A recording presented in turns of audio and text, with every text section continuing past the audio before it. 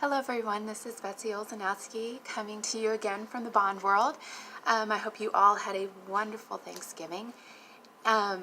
Just a couple things on the Bond Weekly to watch out for this week. It's a really short one.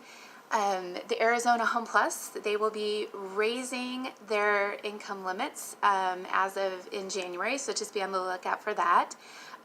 Florida's MCC that they just opened is having another training. So I believe that it is taking place on December 5th. So make sure that you sign up for that training, because the only way that you can get credentials for the MCC for Florida, is if you take the training. So once you take the training, they'll put you in the system and we'll get you credentials. The very last thing is Utah Housing.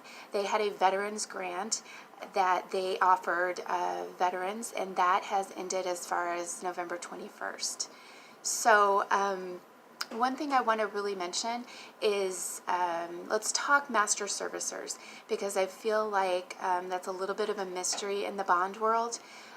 Master servicers are the ones who purchase the loans from the bond agencies. So the master servicer might be a big bank like US Bank or Service Solutions, or it could be the bond agency itself. So just be on the lookout when you are looking at guidelines for your bond agencies. Just know that you look at the bond agency guidelines first, and then you go to the master servicer to look for the certain guideline that you're looking for. And then if the master servicer is silent on that guideline, then you would look at the agency guidelines. So it goes bond agency, master servicer, and then your agency guidelines. So the master servicer, I feel like that's somewhat of a mystery to people. But let's say that your master servicer is US Bank. That's a really easy one. They have guidelines just for HFAs. So you would go to that link, and there's a link in the QRGs. And if you don't have that link in a QRG, just shoot us an email at Questions Products Bonds, and we will give you that link.